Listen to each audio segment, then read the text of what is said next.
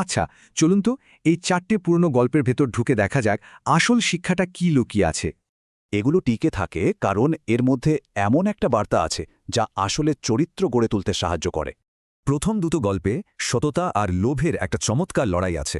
আর হ্যাঁ, সেখানে আমাদের সেই চেনা নায়ক আর খলনায়করাও আছে। দেখুন, একদিকে আছে সৎ কিন্তু গরিব নায়করা, ভূষণ আর অর্জুন। আর ঠিক তার উল্টো দিকে সেই ধনী কিন্তু লোভী ভিলেনরা, যারা সুযোগ পেলেই ওদের ঠকাতে চায়। জ্ঞানী ব্যবসায়ী জগৎ শেঠের কথাটাই কিন্তু একদম সত্যি।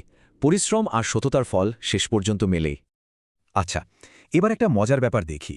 কিছু গল্পে এমন সব অদ্ভুত প্রতিভার কথা বলা আছে যা শুনলে অবাক হতে হয়। যেমন এই 3 বন্ধুর কথাই ধরুন। একজনের শোনার ক্ষমতা অসামান্য, একজন সব খেতে পারে, আর তৃতীয়জন তো ভীষণ সংবেদনশীল। এই অদ্ভুত গুণগুলো দিয়েই ওরা রাজার কঠিন পরীক্ষা পাশ করে, এমনকি রাজার জীবনও বাঁচিয়ে দেয়। কিন্তু ভাবুন তো, অনেক জ্ঞান আছে কিন্তু সাধারণ বুদ্ধি নেই, তাহলে কি হতে পারে? পরের গল্পটা ঠিক এটাই বলছে। 3জন জ্ঞানী পণ্ডিতকে তাদের এক বন্ধু কিন্তু সাবধান করেছিল। বলেছিল, শুধু বইয়ের বিদ্যায় হবে না, কিন্তু কে শোনে কার কথা।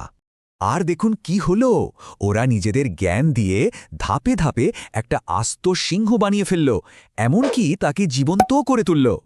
সুতরাং আসল কথাটা হলো, সাধারণ বুদ্ধি ছাড়া শুধু জ্ঞান ওদের নিজেদেরই ধ্বংসের কারণ হয়ে দাঁড়ালো।